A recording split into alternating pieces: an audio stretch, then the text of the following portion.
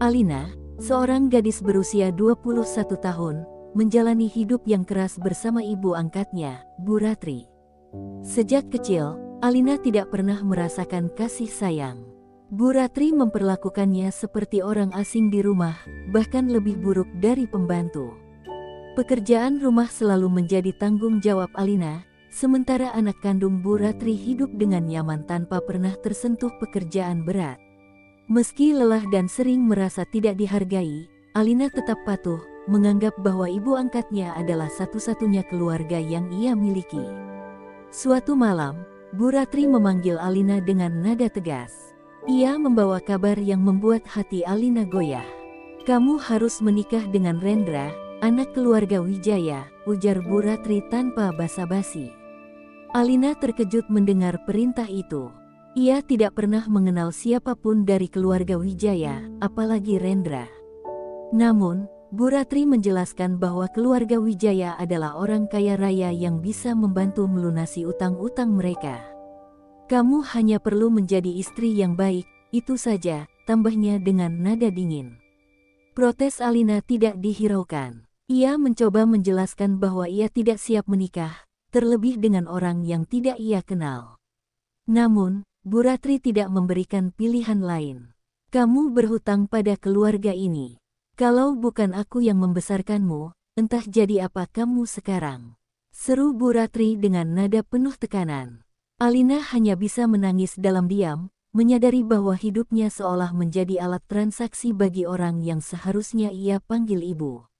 Hari-hari berikutnya, persiapan pernikahan berlangsung dengan cepat. Alina merasa semakin tertekan setiap kali mendengar rencana itu dibicarakan. Ia tidak punya teman dekat untuk berbagi perasaan, karena sejak kecil Bu Ratri melarangnya bergaul terlalu bebas. Dalam kesunyian malam, Alina hanya bisa memohon kepada Tuhan agar diberikan jalan keluar dari situasi ini. Namun, doa-doanya terasa hampa. Saat hari pernikahan tiba, Alina mengenakan gaun putih yang seharusnya membuat pengantin merasa bahagia. Namun, senyum di wajahnya hanyalah topeng. Rendra, pria yang kini menjadi suaminya, tidak menunjukkan perhatian sedikit pun. Bahkan di acara pernikahan itu, Rendra lebih banyak sibuk dengan ponselnya daripada berbicara dengan Alina. Kesan pertama tentang Rendra membuat Alina merasa semakin tidak yakin dengan kehidupannya ke depan. Setelah pesta usai, Alina pindah ke rumah keluarga Rendra. Kehidupan barunya dimulai dengan rasa asing dan dingin. Keluarga Rendra memperlakukannya dengan formalitas tanpa kehangatan. Mereka menganggap Alina hanya sebagai alat untuk memperbaiki citra keluarga yang tengah dilanda skandal kecil. Dalam hatinya, Alina merasa seperti boneka yang dipindahkan dari satu tangan ke tangan lain. Hari-hari awal pernikahan tidak berjalan seperti yang Alina harapkan. Rendra jarang pulang dan lebih memilih menghabiskan waktu di luar rumah.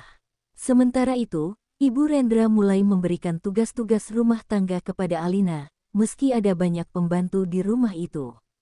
"Kamu kan sudah biasa bekerja di rumah. Jangan malas," sindir ibu mertuanya suatu hari. Alina hanya menunduk, tidak ingin menimbulkan masalah di tempat barunya. Rendra sendiri bukanlah sosok suami yang baik. Ia jarang berbicara dengan Alina, bahkan sering bersikap dingin dan acuh. Alina pernah mencoba mendekati Rendra untuk mengenalnya lebih baik, tetapi usaha itu selalu berujung pada penolakan. "Aku sibuk, jangan ganggu," kata Rendra dengan nada ketus suatu malam. Perlakuan itu membuat hati Alina semakin remuk, tetapi ia tidak punya tempat untuk mengadu. Malam demi malam, Alina mulai merasakan beban yang luar biasa di rumah barunya. Ia sering menangis diam-diam di kamarnya, merindukan kebebasan yang selama ini tidak pernah ia miliki. Setiap langkahnya terasa diawasi, baik oleh ibu, mertua maupun Bu Ratri yang masih terus memaksanya untuk tetap bertahan. Alina mulai menyadari bahwa hidupnya kini bukan hanya milik orang lain, tetapi juga sepenuhnya dikendalikan oleh mereka. Dalam kesendiriannya, Alina berjanji pada dirinya sendiri untuk mencari jalan keluar. Ia tahu bahwa tidak ada yang peduli padanya, kecuali dirinya sendiri. Namun, janji itu tetap terasa jauh, karena ia tidak memiliki kekuatan atau sumber daya untuk melawan mereka. Alina hanya bisa berharap bahwa di tengah kegelapan hidupnya, akan ada secercah cahaya yang mampu membebaskannya dari belenggu ini. Hari-hari Alina di rumah keluarga Rendra semakin suram. Sikap dingin suaminya tak kunjung berubah, bahkan memburuk seiring waktu. Rendra kerap pulang larut malam, dan ketika Alina mencoba bertanya, ia hanya menjawab dengan kata-kata pedas. "Kamu tidak perlu tahu urusanku. Fokus saja di dapur," ucap Rendra dengan nada penuh penghinaan. Alina hanya bisa menahan air mata, takut dianggap lemah jika menunjukkan perasaannya. Puncak penderitaan Alina terjadi ketika suatu malam ia tanpa sengaja mendengar percakapan Rendra di telepon. Suaminya berbicara dengan nada lembut, sangat berbeda dari cara ia berbicara dengan Alina. "Aku akan segera menceraikannya. Kamu tahu kan, aku hanya menikahinya karena keluargaku memaksa," ujar Rendra. Kata-kata itu menghancurkan hati Alina.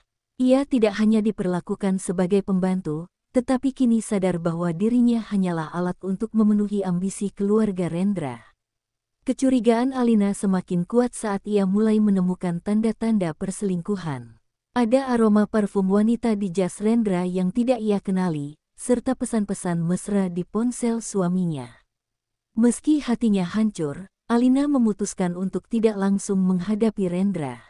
Ia tahu, jika ia melawan, dirinya hanya akan dipermalukan lebih jauh di hadapan keluarga suaminya. Suatu hari, Clara, wanita yang sering disebut dalam pesan Rendra, datang ke rumah mereka. Dengan angkuh, Clara menyapa Alina sambil tersenyum sinis. "Kamu pasti Alina, ya? Istri Rendra yang dipilihkan oleh ibunya. Sungguh beruntung sekali kamu, meski aku rasa keberuntungan itu tak akan bertahan lama," ujar Clara dengan nada penuh sindiran. Alina merasa dadanya sesak, tetapi ia tetap diam dan menahan diri agar tidak memperlihatkan kelemahannya. Tak lama setelah pertemuan itu, Rendra terang-terangan menunjukkan ketidakpeduliannya. Ia mulai mengabaikan Alina sepenuhnya, bahkan di depan keluarganya sendiri.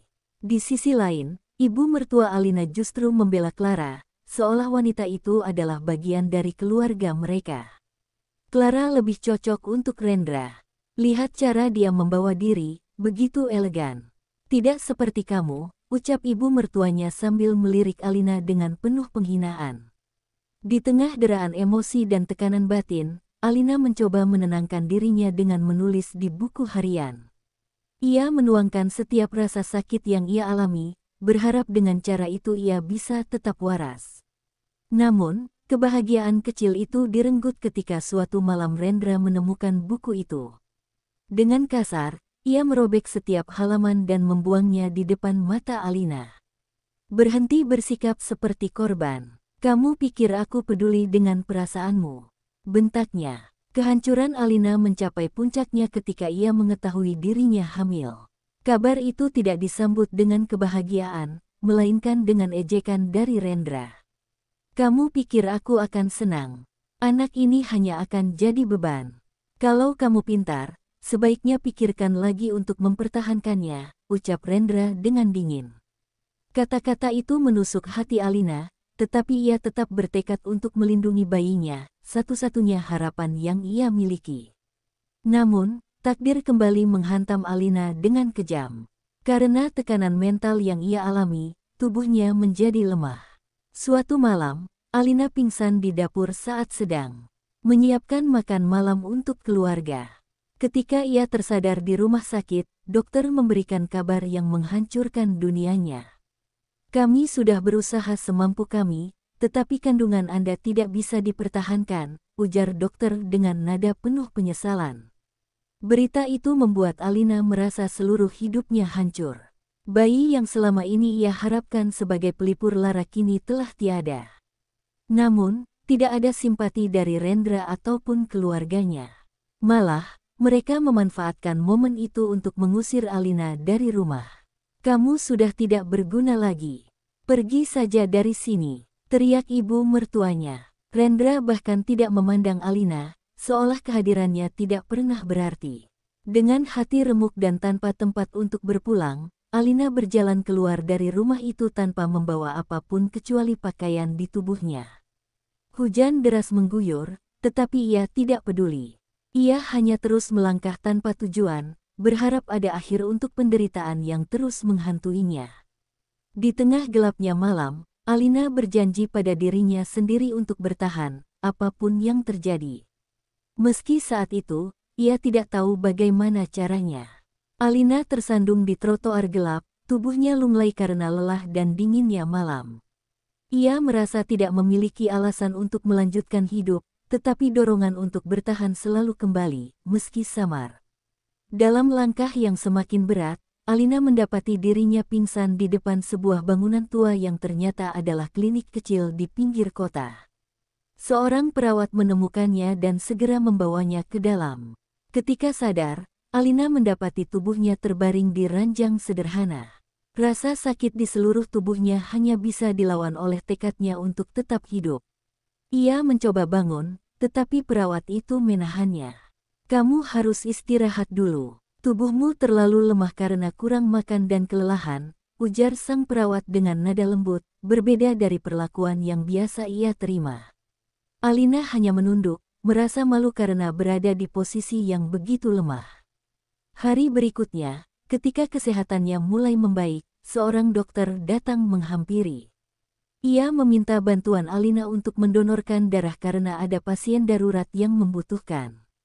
"Golongan darahmu langka, dan ini kesempatanmu untuk menolong orang lain," kata dokter itu dengan suara penuh harap. Meskipun tubuhnya masih belum pulih sepenuhnya, Alina setuju. Baginya, memberikan hidup kepada orang lain adalah satu-satunya hal baik yang bisa ia lakukan saat ini. Setelah mendonorkan darah, Alina bertemu dengan seorang pria tua bernama Pak Wiryo yang terlihat sangat terharu. "Kalau bukan karena kamu, nyawa anak majikan saya mungkin tidak akan terselamatkan," ucapnya. Alina hanya mengangguk tanpa banyak bicara, tetapi pertemuan itu menjadi awal dari perubahan besar dalam hidupnya. Pak Wiryo tampak begitu tertarik dengan Alina, seolah ada sesuatu yang ia lihat di gadis itu yang tidak biasa. Pak Wiryo mulai mengajukan beberapa pertanyaan pribadi. Awalnya, Alina merasa canggung, tetapi ia akhirnya mengungkapkan beberapa hal tentang dirinya, termasuk tentang tanda lahir di lengannya. Mata Pak Wiryo membulat saat mendengar itu. Ia mengamati tanda lahir Alina dengan teliti, lalu berkata dengan suara yang bergetar, "Tanda ini persis seperti yang dicari oleh keluarga hartawan selama bertahun-tahun." Alina terdiam, tidak memahami sepenuhnya apa yang dimaksud pria tua itu. Hari berikutnya, Pak Wiryo mengundang Alina untuk bertemu dengan majikannya, seorang pria paruh-baya yang terlihat sangat kaya. Pria itu memperhatikan Alina dengan penuh emosi sebelum akhirnya berkata, "Tanda lahir ini adalah milik anak kami yang hilang 20 tahun lalu." Alina terkejut mendengar pernyataan itu. Ia tidak percaya bahwa dirinya, yang selama ini hidup dalam penderitaan, bisa menjadi bagian dari keluarga yang begitu terpandang. Namun, Alina tidak serta-merta menerima kenyataan itu. Ia merasa terlalu hancur untuk percaya pada kebahagiaan. "Bagaimana mungkin saya adalah anak Anda? Saya dibesarkan oleh seorang ibu angkat yang selalu berkata bahwa saya adalah beban," ucapnya dengan suara bergetar. Pria itu menjelaskan bahwa Alina diculik ketika masih bayi oleh seorang kerabat yang ingin menghancurkan keluarga hartawan. Identitas Alina hanya bisa dibuktikan dengan tanda lahirnya dan tes DNA yang akan dilakukan segera. Hari-hari menunggu hasil tes menjadi momen penuh pergolakan bagi Alina. Di satu sisi, ia berharap ini adalah jalan keluar dari kehidupannya yang penuh penderitaan. Namun di sisi lain, ia takut bahwa harapan ini hanya akan berakhir sebagai kekecewaan. Ketika hasil tes akhirnya keluar, dokter mengonfirmasi bahwa Alina memang anak kandung keluarga hartawan. Kabar itu mengubah seluruh hidupnya dalam sekejap. Keluarga hartawan, yang ternyata adalah miliarder dengan bisnis di berbagai bidang, menyambut Alina dengan penuh kasih. Mereka memberikan segalanya untuk menebus waktu yang hilang, tetapi Alina merasa canggung dengan kemewahan yang tiba-tiba menjadi miliknya. Ia meminta agar identitasnya tidak diumumkan ke publik, karena ia ingin menjalani hidup baru tanpa dibayangi masa lalunya. Di tengah kebahagiaan itu, Alina tidak melupakan luka-lukanya. Ia tahu bahwa kehidupannya yang sekarang adalah peluang untuk memulai lagi, tetapi ia juga menyimpan tekad dalam hatinya. Aku akan membalas semua orang yang pernah merendahkanku, bisiknya pada dirinya sendiri. Alina memutuskan untuk tetap bekerja di perusahaan keluarganya sebagai pegawai magang, menyembunyikan identitas aslinya. Baginya, ini adalah langkah pertama untuk membuktikan bahwa ia bukan lagi gadis lemah yang bisa diinjak-injak. Alina kini bekerja sebagai pegawai magang di perusahaan keluarganya sendiri, Hartawan Group, tanpa ada yang tahu bahwa ia adalah pewaris tunggal. Ia menggunakan nama samaran, Nadira, agar identitas aslinya tidak terungkap. Meski menjadi bagian dari keluarga kaya, Alina menolak menikmati kemewahan secara berlebihan. Baginya, ini adalah cara untuk membangun dirinya dari nol sekaligus mencari jawaban atas masa lalu yang suram. Di kantor, Alina menghadapi perlakuan yang jauh dari ramah. Karena statusnya sebagai magang, rekan-rekan kerjanya sering mengabaikannya. Bahkan, beberapa orang atasan terang-terangan memandangnya sebelah mata. "Kamu pikir perusahaan sebesar ini tempat untuk coba-coba?" Sindir salah satu supervisor yang tak tahu bahwa Nadira adalah bos sesungguhnya. Meski hatinya terluka, Alina menahan diri, membiarkan mereka meremehkannya. Namun, hari-harinya di kantor berubah menjadi lebih sulit ketika ia bertemu seseorang yang tak pernah ia sangka akan kembali muncul dalam hidupnya. Clara, wanita yang menjadi selingkuhan Rendra, ternyata bekerja sebagai salah satu manajer senior di Hartawan Group. Saat pertama kali melihat Alina, Clara tidak mengenalinya karena penampilan Alina kini jauh berbeda dari sebelumnya. Rambutnya rapi, pakaian kerjanya elegan, dan cara bicaranya lebih percaya diri. Clara, yang tidak menyadari bahwa Nadira adalah Alina, dengan cepat memperlakukannya seperti orang bawahan. Suatu hari, Clara memanggil Alina ke ruangannya. "Kamu magang di sini. Pastikan kamu tidak membuat masalah," ucapnya sambil menatap tajam. Dalam hati, Alina merasa perih mengingat penghinaan yang pernah ia alami di masa lalu, tetapi ia tetap menjaga sikap. Ia tahu, waktunya untuk membalas dendam belum tiba. Namun, luka lama kembali terbuka ketika Clara dengan santainya membahas kehidupan pribadinya di kantor. "Rendra dan aku sedang merencanakan pernikahan," kata Clara kepada rekan-rekannya sambil tersenyum bangga. Alina yang kebetulan mendengar itu, merasa dadanya sesak. Ia mencoba mengalihkan perhatian dengan bekerja, tetapi bayangan masa lalu terus menghantuinya. Beberapa hari kemudian, Alina diminta bergabung dalam rapat penting. Saat ia memasuki ruang rapat, ia terkejut mendapati bahwa Rendra kini menjadi salah satu mitra bisnis Hartawan Group. Wajah Rendra sedikit berubah, tetapi sikap angkuhnya tetap sama. Ia tidak mengenali Alina, tetapi tatapannya yang meremehkan membuat Alina kembali mengingat betapa kejamnya pria itu di masa lalu. Di tengah rapat, Rendra berbicara seolah-olah dirinya adalah pusat dunia.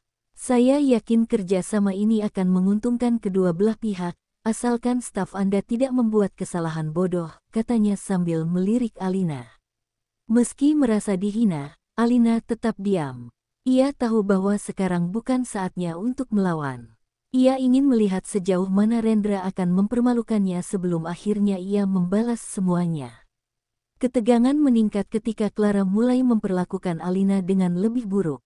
"Kamu harus belajar lebih banyak sebelum berani mengajukan ide di sini," ujar Clara saat Alina memberikan pendapat dalam sebuah diskusi. Alina hanya tersenyum kecil, menahan amarah yang terus membuncah. Dalam hatinya, ia bersumpah bahwa ia akan menunjukkan siapa dirinya sebenarnya suatu hari nanti. Sementara itu, keluarga Hartawan diam-diam memantau Alina dari kejauhan. Mereka terkejut melihat bagaimana putri mereka bertahan di tengah tekanan. Ayah Alina, Pak Hartawan, ingin segera mengungkap identitas Alina agar ia tidak lagi diperlakukan seperti ini. Namun, Alina dengan tegas menolak. "Biarkan aku menghadapi semuanya sendiri." Aku butuh waktu untuk membangun diriku, ucapnya kepada ayahnya. Di tengah pergumulan batin yang berat, Alina menemukan sebuah harapan baru. Ia bertemu dengan Arya, seorang CEO muda yang baru saja menjalin kerja sama dengan Hartawan Group. Arya adalah pria yang karismatik dan penuh perhatian, berbeda jauh dari Rendra. Ia sering memperhatikan Alina secara diam-diam, tertarik dengan kecerdasan dan kerja kerasnya. Meski awalnya Alina enggan membuka hati, ia mulai merasakan sesuatu yang berbeda setiap kali Arya ada di dekatnya. Namun, Alina tahu bahwa perasaan itu belum saatnya untuk berkembang. Ia masih memiliki misi besar, membalas dendam kepada Clara, Rendra, dan Bu Ratri. Ia ingin mereka merasakan apa yang pernah ia alami, tetapi ia juga sadar bahwa balas dendam ini tidak boleh mengubah dirinya menjadi seseorang yang kejam. Dengan tekad yang semakin kuat, Alina mempersiapkan langkah-langkah berikutnya untuk menghadapi masa lalunya, sembari mencari jalan untuk masa depannya yang baru. Hari-hari Alina di Hartawan Group semakin penuh dengan konflik batin. Ia terus menyaksikan Clara dan Rendra menikmati kemewahan yang seharusnya menjadi miliknya, seolah-olah tak ada dosa yang pernah mereka lakukan. Perlakuan Clara yang semakin arogan membuat Alina berada di ambang batas kesabarannya. Namun, ia tetap memainkan perannya sebagai Nadira, pegawai magang yang tidak dianggap. Keadaan memuncak ketika Clara, tanpa sadar, memberikan tugas berat kepada Alina untuk menyusun laporan keuangan proyek besar yang ternyata penuh dengan manipulasi data. Alina segera menyadari ada sesuatu yang tidak beres. Ia memeriksa dokumen tersebut secara mendalam dan menemukan fakta bahwa Clara dan Rendra diam-diam memanfaatkan kerja sama dengan Hartawan Group untuk kepentingan pribadi. Meski ingin segera mengungkap kebenaran, Alina menyadari bahwa ia perlu bertindak hati-hati. Ia diam-diam mendokumentasikan semua bukti, termasuk catatan transaksi dan rekaman percakapan Clara yang secara terang-terangan membahas rencana kotor mereka. Kita bisa untung besar dari proyek ini tanpa ada yang tahu, ujar Clara kepada Rendra di ruang rapat kecil. Alina, yang kebetulan sedang mengantarkan dokumen, merekam pembicaraan itu dengan ponselnya. Namun, ketegangan semakin memuncak ketika Rendra mulai curiga terhadap Alina. Aku merasa pernah melihat gadis itu, katanya kepada Clara suatu malam. Clara, yang tidak memikirkan hal tersebut terlalu dalam, hanya tertawa kecil. Dia hanya pegawai magang. Apa yang bisa dia lakukan? Tidak ada yang perlu dikhawatirkan, ujarnya dengan penuh kesombongan. Tetapi Alina tahu, waktunya untuk bergerak semakin dekat. Suatu malam, Alina memutuskan untuk mengunjungi ruang arsip perusahaan demi mencari dokumen tambahan yang bisa memperkuat bukti manipulasi Clara dan Rendra. Ia menemukan laporan-laporan lama yang menunjukkan bahwa ini bukan pertama kalinya mereka melakukan penipuan. Namun, sebelum ia sempat menyimpan semuanya, Clara masuk ke ruang arsip. "Apa yang kamu lakukan di sini?" tanya Clara dengan nada curiga. Alina mencoba berpura-pura tenang. "Saya hanya mencari dokumen untuk menyelesaikan tugas," jawabnya sambil menyembunyikan dokumen penting di balik jaketnya. Clara memperhatikan Alina dengan tatapan tajam, tetapi tidak mengatakan apa-apa. Malam itu, Alina merasa jantungnya hampir berhenti karena ketakutan. Namun, ia tahu ia harus terus maju demi menuntaskan misi balas dendamnya. Keadaan semakin panas ketika Arya, CEO muda yang mulai menunjukkan ketertarikannya pada Alina, mulai melihat tanda-tanda bahwa Nadira bukanlah gadis biasa. Suatu malam, Arya memanggil Alina ke kantornya. "Kamu berbeda dari yang lain," katanya sambil memandang tajam. "Aku tidak tahu siapa kamu sebenarnya, tapi aku yakin kamu menyembunyikan sesuatu." Alina terdiam, tidak tahu harus berkata apa. Arya kemudian menawarkan bantuannya. "Jika kamu dalam masalah, aku bisa membantumu. Aku punya cara untuk melindungimu," ucapnya dengan nada serius. Namun, Alina menolak tawaran itu. Ia tidak ingin melibatkan siapapun dalam perjuangannya. "Terima kasih, Pak Arya. Tapi ini adalah sesuatu yang harus aku selesaikan sendiri," katanya dengan suara tegas. Namun, Arya tidak menyerah. Ia mulai memantau gerak-gerik Clara dan Rendra, serta mempelajari proyek yang sedang mereka kerjakan. Arya segera menemukan kejanggalan yang sama dengan yang ditemukan Alina. Ia kemudian memutuskan untuk mengonfrontasi Clara dalam sebuah rapat besar, tetapi Alina menghentikannya. "Jangan sekarang. Saya punya rencana," ucapnya dengan nada penuh keyakinan. Sementara itu, Clara dan Rendra mulai merasa posisi mereka terancam. Clara mulai mencurigai Nadira sebagai ancaman potensial. Gadis itu tidak bisa dianggap remeh. "Aku tidak tahu kenapa, tapi dia membuatku merasa gelisah," ujar Clara kepada Rendra. Mereka kemudian merencanakan sesuatu untuk menyingkirkan Alina dari perusahaan. Namun, Alina sudah mempersiapkan segalanya. Dengan bukti yang ia kumpulkan, ia merencanakan langkah besar untuk mengungkap kejahatan mereka. Namun, di tengah rencananya, Alina menghadapi dilema besar. Ia mulai merasa bahwa dendamnya kepada Clara dan Rendra mulai mengubah dirinya. Ia bertanya-tanya, apakah ia bisa tetap menjadi dirinya sendiri setelah semuanya berakhir. Bab ini ditutup dengan Alina yang berdiri di depan cermin, memandang bayangannya sendiri. "Aku bukan lagi gadis lemah yang dulu mereka hina. Tapi, apakah aku bisa tetap menjadi manusia yang baik setelah semua ini selesai?" Tanyanya pada dirinya sendiri. Dengan tekad yang semakin menguat, ia bersiap menghadapi hari besar yang akan mengubah segalanya. Hari itu tiba, hari di mana Alina memulai langkah besar untuk membalas semua penghinaan dan pengkhianatan yang ia terima. Dengan bukti yang sudah lengkap, ia menyusun strategi matang. Dalam keheningan malam, ia mengirimkan dokumen-dokumen rahasia yang ia temukan kepada pihak legal Hartawan Group dengan identitas anonim. Bukti tersebut cukup untuk mengguncang perusahaan dan menghancurkan reputasi Clara serta Rendra. Keesokan paginya, suasana kantor Hartawan Group berubah drastis. Departemen Hukum mulai melakukan penyelidikan internal atas proyek yang dikelola Clara dan Rendra. Saat itu, Clara terlihat gelisah. Ia menerima panggilan dari kepala Departemen Legal, meminta kehadirannya untuk menjelaskan laporan yang diajukan. "Apa maksud dari semua ini? Laporan-laporan ini tidak mungkin bocor," desis Clara kepada Rendra dengan nada panik. Rendra, yang merasa posisinya terancam, mencoba menenangkan Clara. "Kita bisa membereskan ini. Asal kita tetap tenang, tidak ada yang akan mencurigai kita," katanya sambil menggenggam tangan Clara. Namun, Alina tahu bahwa tekanan akan terus meningkat, dan ini baru permulaan dari rencana besarnya. Sementara itu, Arya mulai menyadari ada gerakan tersembunyi di balik semua ini. Ia memanggil Alina ke ruangannya. "Kamu tahu sesuatu tentang ini, bukan?" tanya Arya dengan nada penuh keyakinan. Tatapan matanya menembus Alina, seolah ingin membaca semua yang ada di pikirannya. Alina mencoba tetap tenang, meski jantungnya berdebar kencang. "Saya hanya fokus pada pekerjaan saya, Pak Arya," jawabnya singkat, berusaha menghindari kecurigaan lebih jauh. Namun, Arya tidak mudah dibodohi. Ia diam-diam memutuskan untuk memantau Alina lebih dekat, merasa bahwa gadis itu memiliki peran besar dalam kekacauan yang sedang terjadi. Di sisi lain, Alina terus melangkah maju. Ia mengatur pertemuan dengan ayahnya, Pak Hartawan, untuk memastikan dukungan penuh dalam penyelidikan.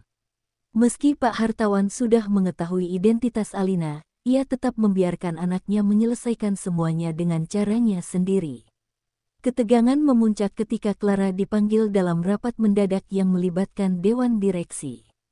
Di ruang rapat itu, bukti manipulasi keuangan yang melibatkan dirinya dan Rendra dipaparkan secara rinci. Clara mencoba membela diri, tetapi setiap kata yang keluar dari mulutnya semakin memperburuk situasi. "Ini pasti ulah seseorang yang ingin menjatuhkanku," teriak Clara dengan nada tinggi, matanya melirik ke seluruh ruangan, seolah mencari sosok yang menjadi musuhnya. Namun, Dewan Direksi tidak peduli dengan tuduhan tak berdasar. Mereka memutuskan untuk menangguhkan Clara dari posisinya hingga penyelidikan selesai. Sementara itu, Rendra juga mulai panik. Ia tahu bahwa jika Clara jatuh, ia juga akan terseret. Kita harus mencari tahu siapa yang ada di balik semua ini, ujarnya dengan nada marah. Di luar ruang rapat, Alina berdiri di sudut lorong, mendengarkan semuanya dari jauh. Ada kepuasan kecil di hatinya melihat Clara dan Rendra mulai merasakan tekanan yang sama seperti yang pernah ia alami. Namun, ia tahu bahwa ini belum cukup. Masih ada langkah-langkah lain yang harus ia ambil.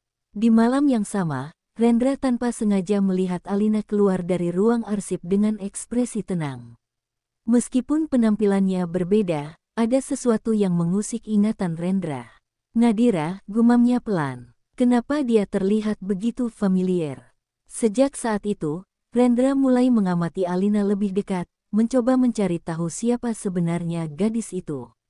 Ketegangan semakin meningkat ketika Clara, dalam keadaan tertekan, memutuskan untuk menghadapi Alina secara langsung.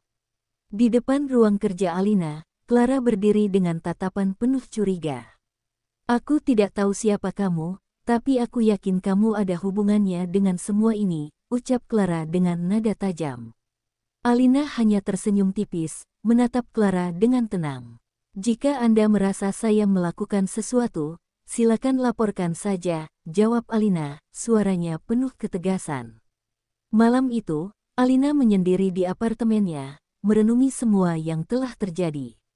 Ia tahu bahwa permainannya semakin berbahaya, tetapi ia tidak akan mundur.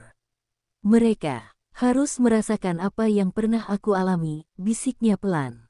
Namun, jauh di dalam hatinya, ia juga merasa sedikit goyah. Apakah dendam ini akan benar-benar membebaskannya, atau justru akan menghancurkan dirinya sendiri? Bab ini ditutup dengan Alina yang menerima pesan dari nomor tak dikenal. Aku tahu siapa kamu. Kita perlu bicara. Pesan itu membuat Alina terdiam. Ia tidak tahu siapa yang mengirimkannya, tetapi ia merasa bahwa seseorang telah mulai menyusun rencana untuk melawannya. Pagi itu, Alina duduk termenung di meja kerjanya. Pesan misterius yang diterimanya malam sebelumnya terus terngiang di pikirannya. Siapapun pengirimnya, jelas orang itu mengetahui identitasnya. Namun, Alina tidak bisa menunjukkan kegelisahannya di depan orang lain. Ia terus berusaha menjalani harinya seperti biasa, meskipun rasa waspada terus menguasainya. Beberapa jam kemudian, Alina menerima undangan rapat mendadak dari Arya. Jantungnya berdegup kencang saat membaca email itu. Apa Arya sudah mengetahui sesuatu? Saat ia masuk ke ruang rapat, Arya sudah menunggu di sana, bersama seorang pria tak dikenal yang membawa tumpukan dokumen. Nadira, duduklah, ucap Arya dengan nada serius. Pria itu ternyata adalah auditor yang ditugaskan langsung oleh Arya untuk menyelidiki skandal keuangan di Hartawan Group. Kami menemukan banyak kejanggalan yang melibatkan Clara dan Rendra, jelasnya. Alina menatap dokumen-dokumen itu dengan hati-hati, memastikan dirinya tidak menunjukkan ekspresi apapun. Namun, saat auditor melanjutkan, Arya menatap Alina dengan tajam. Aku yakin kamu tahu lebih banyak dari yang kamu katakan, Nadira, ujar Arya tiba-tiba. Alina mencoba mempertahankan ketenangannya. Maaf, Pak Arya. Saya tidak mengerti apa yang Anda maksud, jawabnya sambil berusaha menghindari kontak mata. Namun, Arya tidak menyerah. Aku tahu kamu berbeda. Kamu tidak seperti karyawan magang lainnya. Aku bisa merasakannya sejak awal, katanya dengan nada penuh keyakinan. Sebelum Alina sempat menjawab, pintu ruang rapat terbuka lebar. Clara masuk dengan langkah cepat, wajahnya merah padam. Apa-apaan ini? Kenapa aku tidak diberitahu tentang rapat ini? Serunya dengan nada tinggi. Arya menatap Clara dengan dingin. Karena ini bukan urusanmu lagi, Clara. Skandal yang melibatkanmu sudah cukup untuk membuatmu ditangguhkan. Kami hanya menyelesaikan penyelidikan, jawab Arya tanpa ragu. Clara terlihat semakin panik. Ia mencoba membela diri, tetapi semua bukti yang diajukan auditor terlalu kuat untuk disangkal. Di tengah perdebatan itu, Rendra masuk ke ruang rapat, ekspresinya penuh kekhawatiran. Clara, kita harus bicara sekarang, bisiknya, menarik Clara keluar dari ruangan. Alina, yang menyaksikan semua itu, merasa puas melihat mereka berada di ambang kehancuran. Namun, ketika Alina kembali ke mejanya, ia menemukan amplop misterius yang diletakkan di sana. Di dalamnya terdapat foto-foto dirinya bersama Clara dan Rendra dari masa lalu. Ada catatan kecil yang tertulis di sana, "Aku tahu siapa kamu sebenarnya. Bertemu aku di kafe dekat gedung ini malam ini. Jangan terlambat." Alina merasa darahnya membeku. Siapapun pengirimnya, orang itu tahu identitas aslinya. Malam harinya, Alina datang ke kafe dengan hati-hati. Ia mengenakan kacamata hitam dan hoodie untuk menyembunyikan wajahnya. Di sudut ruangan, seorang pria paruh baya menunggunya. "Kamu akhirnya datang," katanya sambil tersenyum tipis. Alina duduk di depannya, berusaha mengenali wajah pria itu. "Siapa Anda? Apa yang Anda inginkan?" tanyanya dengan nada tegas. Pria itu memperkenalkan dirinya sebagai seseorang yang bekerja di bawah perintah Pak Hartawan. "Aku tahu siapa kamu, Alina. Aku tahu semuanya, keluarga angkatmu, Clara, Rendra, dan bagaimana mereka menghancurkan hidupmu," katanya. Alina merasa tubuhnya melemas. Selama ini, ia berpikir bahwa hanya Pak Hartawan yang tahu identitas aslinya, tetapi ternyata ada lebih banyak orang yang terlibat. Pria itu kemudian menyerahkan dokumen tambahan kepada Alina. "Ini adalah bukti terakhir yang bisa menghancurkan Clara dan Rendra sepenuhnya. Tapi aku ingin memastikan kamu siap untuk menghadapi konsekuensinya. Dendam tidak akan selalu membuatmu merasa puas," ucapnya dengan nada serius. Alina menatap dokumen-dokumen itu dengan tangan gemetar. Ia tahu, setelah ini, tidak akan ada jalan untuk mundur. Ketegangan semakin memuncak ketika Alina kembali ke kantor keesokan harinya. Clara dan Rendra mulai menyusun rencana untuk melawan. Mereka menyadari bahwa seseorang sedang menjatuhkan mereka dari dalam perusahaan. "Aku tidak akan membiarkan ini terjadi," ujar Clara dengan penuh amarah. Namun, Alina tahu bahwa waktu mereka hampir habis. Bab ini diakhiri dengan Alina berdiri di balkon kantornya, memandang ke langit malam. Di satu sisi, ia merasa puas karena rencananya berjalan lancar. Namun, di sisi lain, ia mulai merasa terbebani oleh dendam yang menguasai dirinya. "Apakah semua ini benar-benar akan memberiku kebahagiaan?" tanyanya pada dirinya sendiri. Ia tahu, babak terakhir dari rencana balas dendamnya sudah semakin dekat. Hari itu, suasana kantor Hartawan Group begitu mencekam. Clara dan Rendra semakin terpojok setelah penyelidikan menunjukkan bukti baru yang membongkar manipulasi proyek mereka. Rendra, yang biasanya tenang, kini terlihat seperti orang yang kehilangan kendali. "Kita harus keluar dari semua ini, Clara. Jika tidak, kita berdua akan hancur," desisnya dengan nada putus asa. Clara menatapnya tajam. "Aku tidak peduli caranya, tapi kita harus menemukan orang yang menjebak kita." Sementara itu, Alina mempersiapkan langkah berikutnya. Dengan bantuan pria misterius yang bekerja untuk Pak Hartawan, ia menyusun strategi untuk memastikan Clara dan Rendra tidak hanya kehilangan posisi, tetapi juga menghadapi konsekuensi hukum. Alina tahu, ini adalah momen yang ia tunggu-tunggu selama bertahun-tahun, melihat orang-orang yang menghancurkan hidupnya jatuh ke dasar kehancuran. Namun, tidak semuanya berjalan sesuai rencana. Arya, yang diam-diam memantau gerak-gerik Alina, mulai mengungkap sedikit demi sedikit identitas aslinya. Pada suatu malam, Arya memanggil Alina ke ruangannya. "Aku tidak tahu apa tujuanmu sebenarnya, Alina, tapi aku tahu kau bukan sekadar pegawai magang," ucapnya dengan nada penuh curiga. Alina terdiam, mencoba mencari jawaban yang tepat. "Saya hanya ingin bekerja dengan baik, Pak Arya," jawabnya singkat, meskipun ia tahu Arya tidak akan mudah diyakinkan. "Jangan bermain-main denganku," balas Arya dengan nada tegas. "Aku tahu kau memiliki dendam pada Clara dan Rendra. Aku hanya ingin tahu, sampai sejauh mana kau akan melangkah." Malam itu, Alina pulang ke apartemennya dengan hati yang tidak tenang. Kata-kata Arya terus terngiang di kepalanya. Ia sadar, Semakin banyak orang yang mengetahui identitas dan rencananya, semakin besar risikonya. Tapi ia juga tahu, tidak ada jalan untuk mundur. Beberapa hari kemudian, Clara menerima surat panggilan dari pihak kepolisian. Wajahnya memucat saat membaca isi surat itu. Ini tidak mungkin, serunya, tangannya gemetar. Di sisi lain, Rendra mendapat kabar bahwa rekening pribadinya telah dibekukan, dan semua asetnya sedang diperiksa. Ia merasa hidupnya hancur dalam sekejap. Siapa yang melakukan ini? Teriaknya penuh emosi. Alina, yang menyaksikan semua ini dari kejauhan, merasa puas. Namun, kepuasannya tidak berlangsung lama. Pada suatu malam, Clara mendatangi apartemen Alina. "Aku tahu ini ulahmu," serunya dengan nada penuh kebencian. Clara menatap Alina dengan mata penuh dendam. "Kamu pikir aku tidak tahu siapa kamu? Aku tahu, kamu Nadira. Kamu gadis yang kami jual dulu." Alina terdiam. Akhirnya, identitasnya terbongkar. Namun, ia tidak menunjukkan rasa takut. "Kalau kamu tahu aku, seharusnya kamu juga tahu kenapa aku melakukan ini, Clara," jawab Alina dengan tenang. "Ini semua balasan atas apa yang kalian lakukan padaku."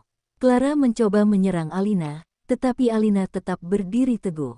"Aku tidak akan berhenti sampai kamu dan Rendra mendapatkan apa yang pantas kalian terima," ucap Alina dengan suara dingin. Clara, yang merasa tidak berdaya, meninggalkan apartemen itu dengan penuh amarah, berjanji untuk membalas dendam. Keesokan harinya, berita tentang Clara dan Rendra tersebar luas di media. Reputasi mereka hancur total. Di kantor, para karyawan membicarakan skandal tersebut, sementara Alina tetap berusaha menjaga sikap profesionalnya. Namun, Arya yang kini semakin curiga, memutuskan untuk menghadapi Alina secara langsung. Di ruangannya, Arya menatap Alina tajam. "Kau berhasil menjatuhkan mereka, tapi apa yang kau dapatkan dari semua ini? Dendammu tidak akan mengubah masa lalu," katanya. Alina hanya tersenyum kecil. "Mungkin tidak, Pak Arya, tapi setidaknya aku bisa mendapatkan keadilan untuk diriku sendiri." Arya terdiam, menyadari bahwa Alina tidak akan mudah dihentikan. Namun, ia juga merasa ada sesuatu yang lebih besar yang sedang direncanakan Alina. "Hati-hati, Alina. Dendam bisa menghancurkanmu jika kau tidak tahu kapan harus berhenti," ucap Arya sebelum Alina meninggalkan ruangannya. Bab ini ditutup dengan Alina yang berdiri di balkon apartemennya, memandang ke langit malam. Di tangannya, ia memegang dokumen terakhir yang akan memastikan Clara dan Rendra tidak hanya kehilangan segalanya, tetapi juga dipenjara. Namun, di dalam hatinya, ia mulai merasa ada sesuatu yang hilang. "Apa ini benar-benar yang aku inginkan?" tanyanya pada dirinya sendiri. Jawabannya masih belum ia temukan. Hari itu menjadi awal kehancuran total bagi Clara dan Rendra. Polisi tiba di kantor Hartawan Group untuk menangkap mereka, diiringi sorotan media yang tiada henti. Clara, yang biasanya angkuh, kini terlihat hancur dengan wajah penuh ketakutan.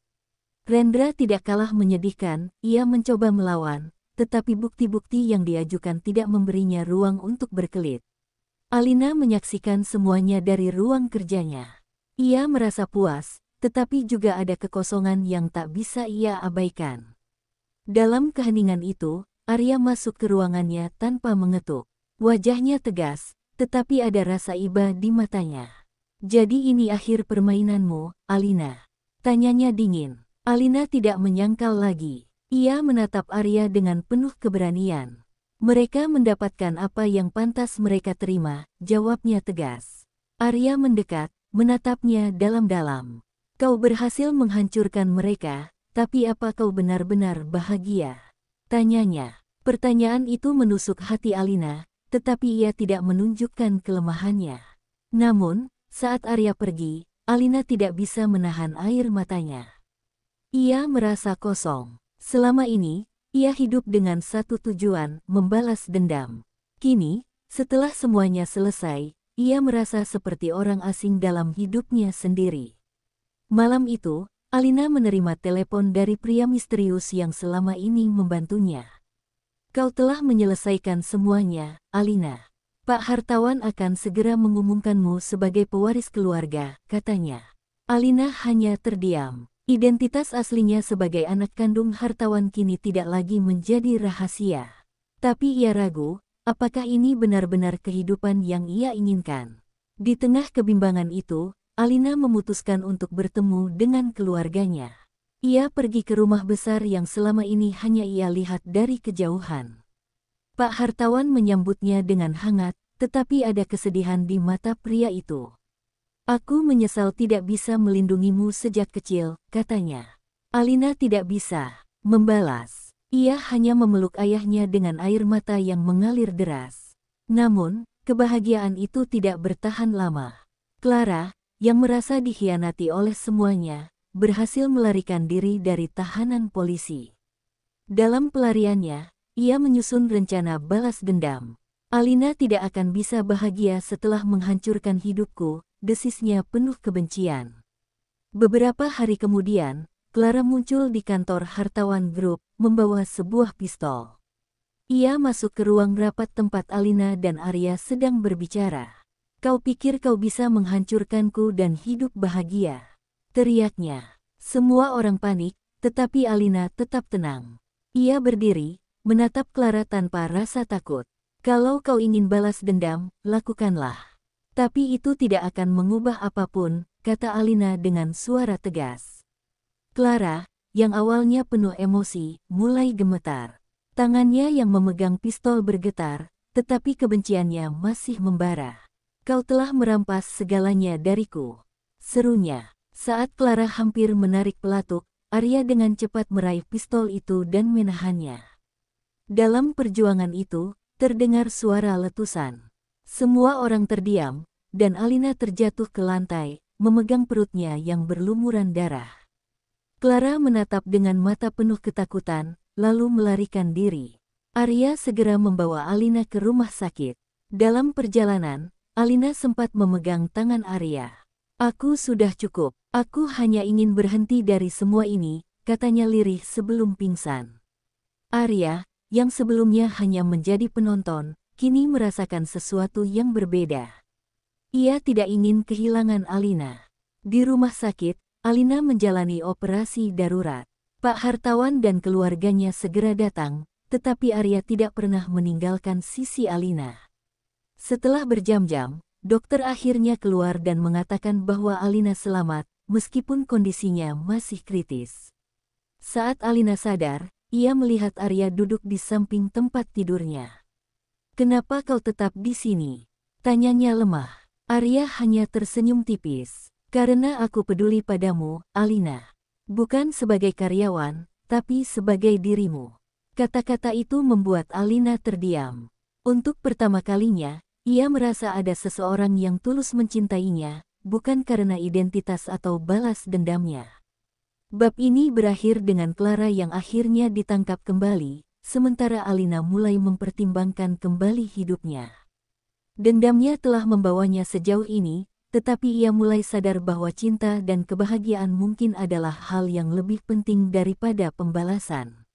Matahari pagi menembus jendela kamar rumah sakit, membangunkan Alina yang masih lemah. Tubuhnya masih terasa sakit, tetapi ada rasa hangat yang baru ia sadari. Di sampingnya, Arya tertidur di kursi dengan kepala tertunduk. Pria itu tidak pernah meninggalkannya sejak kejadian tragis itu. Sesaat, hati Alina terasa luluh, tetapi bayangan dendamnya selama ini kembali menghantui pikirannya. Pak hartawan datang menjenguk dengan wajah penuh rasa bersalah. Alina, maafkan ayah. Semua ini terjadi karena kesalahan kami di masa lalu. Kami telah gagal melindungimu, ucapnya lirih. Alina hanya mengangguk pelan, masih sulit membuka pintu maaf sepenuhnya. Ia tahu ayahnya tulus, tetapi luka yang ditorehkan masa lalu begitu dalam. Sementara itu, Clara kembali menjadi sorotan media. Ia tertangkap dan diadili atas semua kejahatannya, termasuk percobaan pembunuhan terhadap Alina. Saat persidangan, Clara tampak lebih hancur daripada sebelumnya. Namun, di tengah pembacaan tuntutan, ia melakukan hal tak terduga. Aku hanya ingin meminta maaf pada Alina, katanya dengan suara yang gemetar. Alina hadir di ruang sidang. Tatapannya dingin saat Clara berdiri di depannya. "Maaf," ucap Alina sinis. "Kau ingin meminta maaf setelah semua yang kau lakukan. Kau menghancurkan hidupku, menjualku, lalu mencoba membunuhku. Apa menurutmu kata-kata itu cukup?" Clara menangis, tetapi Alina tetap pada pendiriannya. "Kau akan membayar semuanya di penjara," tambahnya sebelum meninggalkan ruang sidang. Namun, kata-kata Clara terus terngiang di kepala Alina. Di malam yang sunyi, ia duduk di tepi ranjang rumah sakit, memandang jendela dengan mata kosong. "Apa yang sebenarnya aku cari? Balas dendam atau kedamaian?" gumamnya pada diri sendiri. Di tengah kebimbangannya, Arya masuk ke kamar dengan membawa semangkuk sup. "Kau tidak perlu berpura-pura kuat, Alina. Aku tahu kau terluka lebih dalam dari yang terlihat," kata Arya lembut. Alina menoleh, melihat mata Arya yang tulus. "Aku hanya ingin semuanya adil, Arya. Aku hanya ingin mereka merasakan apa yang aku rasakan," jawabnya. Arya mendekat dan menggenggam tangannya. "Mungkin adil bukan berarti membalas, tapi belajar melepaskan," bisiknya. Kata-kata itu menusuk hati Alina, tetapi ia belum siap menerimanya. Beberapa hari kemudian, Alina diperbolehkan pulang. Pak Hartawan menawarinya untuk tinggal di rumah keluarga, tetapi Alina menolak. "Aku butuh waktu untuk menyembuhkan diriku sendiri," katanya.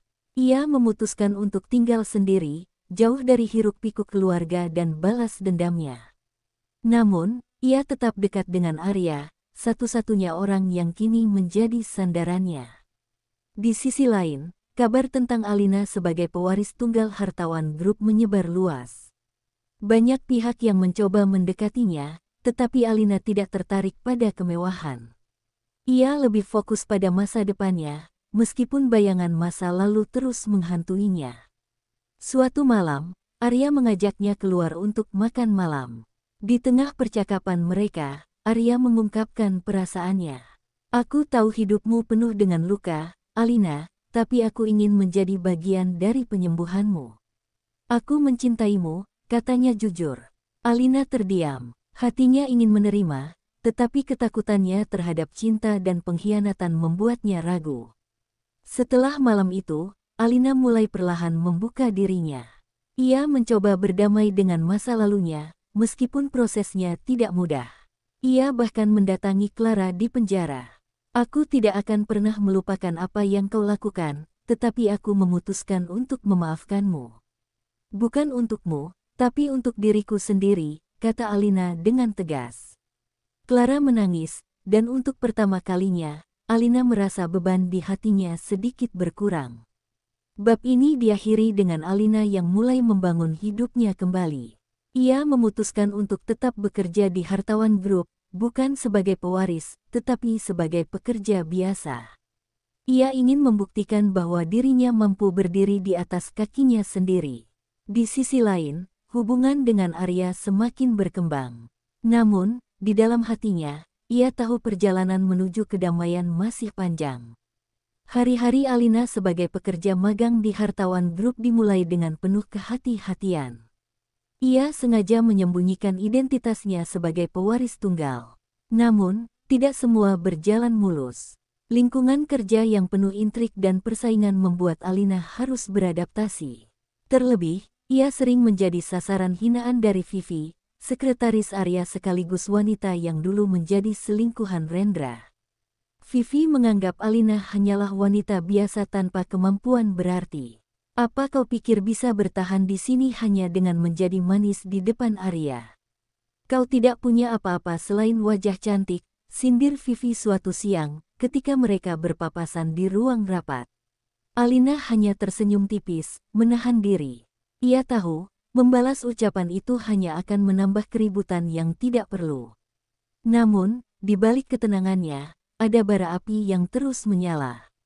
Arya, meskipun sibuk dengan tanggung jawabnya sebagai direktur, selalu memperhatikan Alina dari jauh.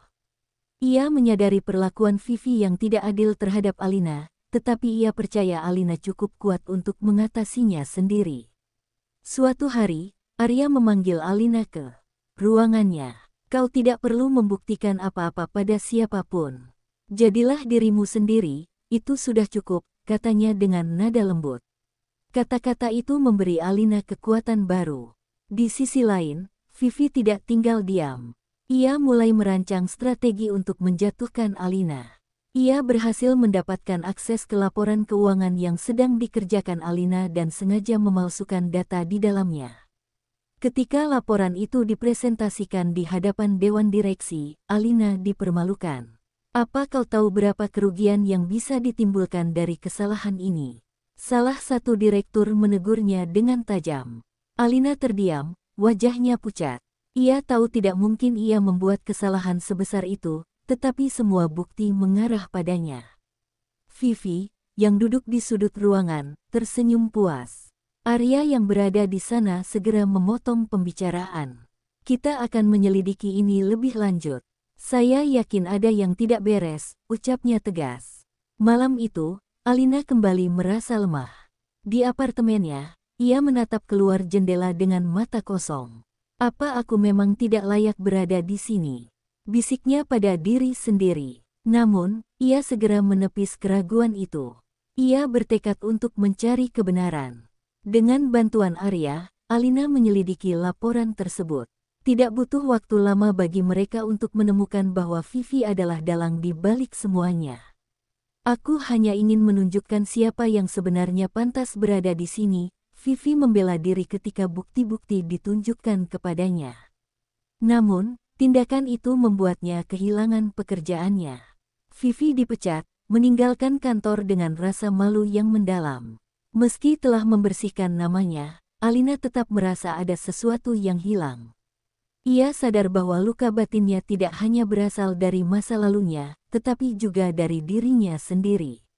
Ia mulai mempertanyakan tujuan hidupnya. Apakah semua balas dendam yang telah ia lakukan benar-benar memberinya kebahagiaan? Sementara itu, Pak Hartawan semakin khawatir dengan sikap Alina yang terlihat semakin tertutup. Suatu malam, ia mengundang Alina untuk makan malam keluarga. Meski awalnya ragu, Alina akhirnya setuju. Di meja makan, suasana terasa canggung. Pak Hartawan berusaha mencairkan suasana, tetapi Alina tetap dingin.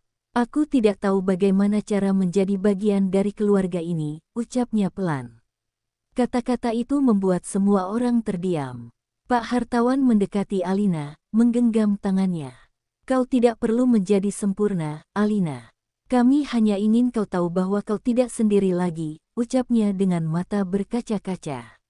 Alina, yang selama ini menahan emosinya, akhirnya menangis di pelukan ayahnya. Untuk pertama kalinya, ia merasa diterima. Namun, kedamaian itu tidak berlangsung lama.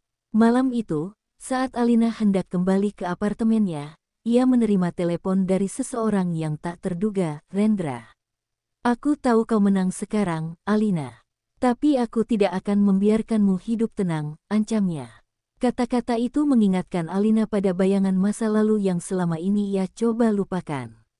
Ketakutan itu kembali menguasai dirinya. Tetapi kali ini, ia tidak sendiri. Arya muncul di saat yang tepat, menenangkannya.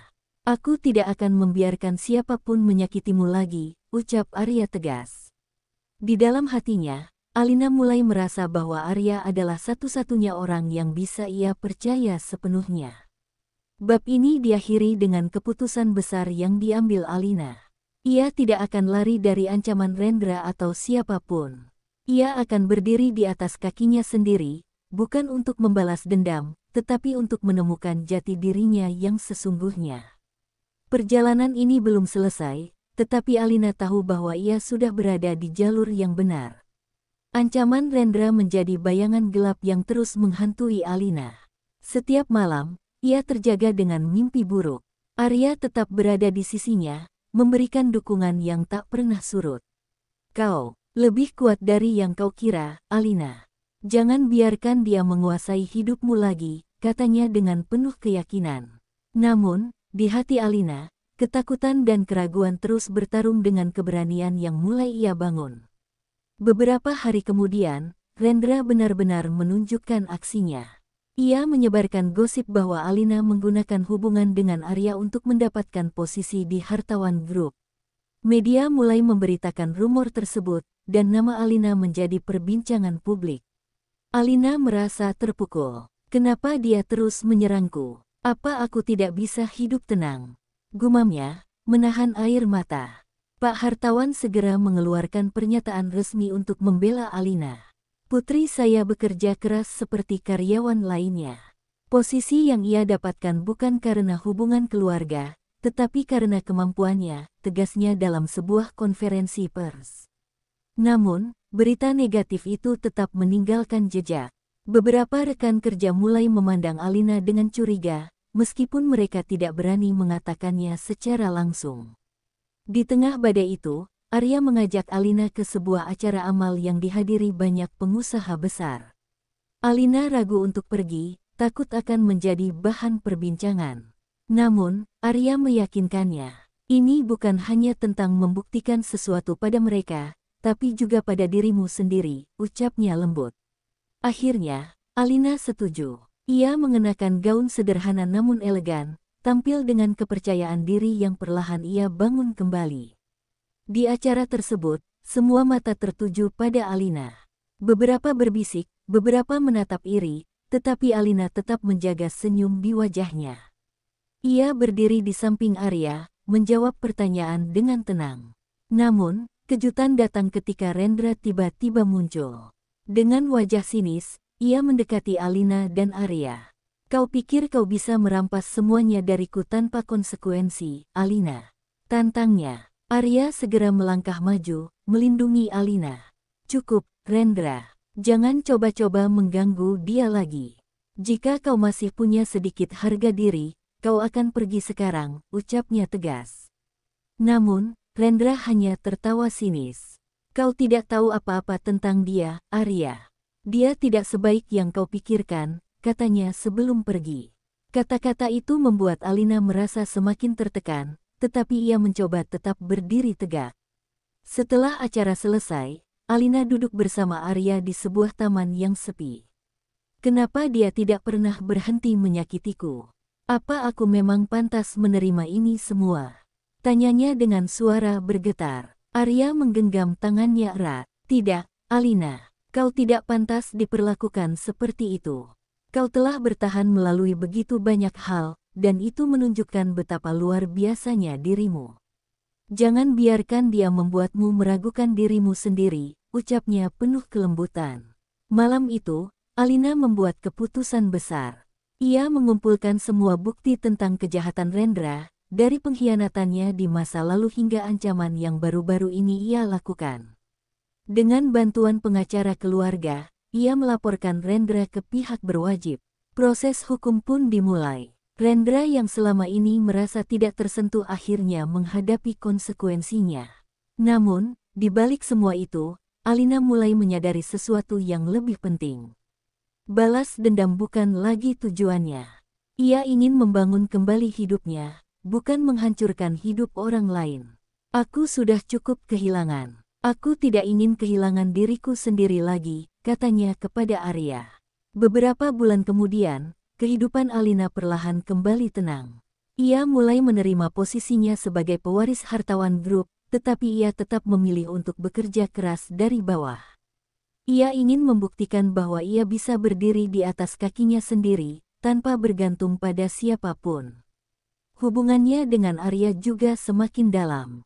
Suatu malam, di tengah obrolan santai mereka, Arya mengungkapkan perasaannya.